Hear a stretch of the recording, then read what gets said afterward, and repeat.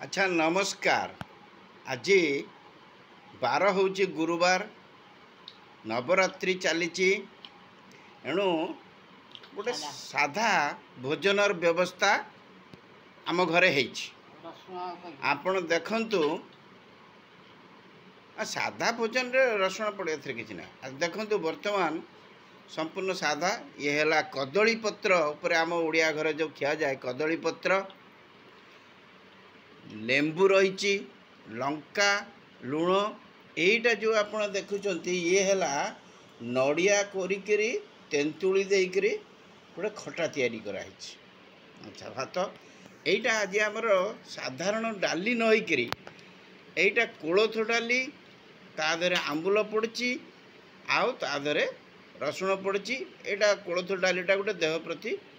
भल काम करे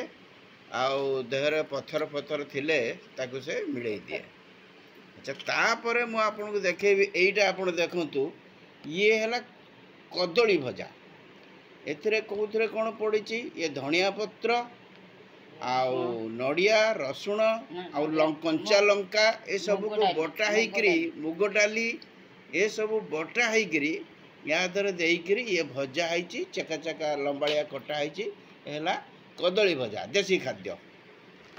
अच्छा यहीटा गोटे आप देखिए यहाँ गोटे कौन भजा भाया आपन को लगुच भल कि देखु ये भजा हूँ सारू सारू को सिझे दिगला सारू को सिझे देकी ता देहरे विभिन्न प्रकार मसला आ गरम मसला आउ जहाँ मसला सब पड़े आमर से सब मसला पकाई येटा को आलूटा को ना सारू को सिझेकी या टिके गरम करके भजा है सारू तापरे आमर ये है देसी खाद्य साग आम ओडिया घर सब बड़े गोटे साग हम आउ साग सांगे गोटे सुखिला लंका थिले भारी भल आउ वर्तमान ये सब ओडिया खाद्य है वर्तमान आम खाइबा देखिबा कौन होची आपण माने भी जदि पारिबे जो मैंने करुवे जो मैंने करू नथिबे कोलथ डाली आंबुल रसुण पकईकरी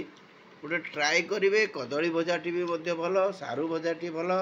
साग ये सब देखिकी चेष्टा करेंगे। वर्तमान आमे खाइबा आरंभ करिबा।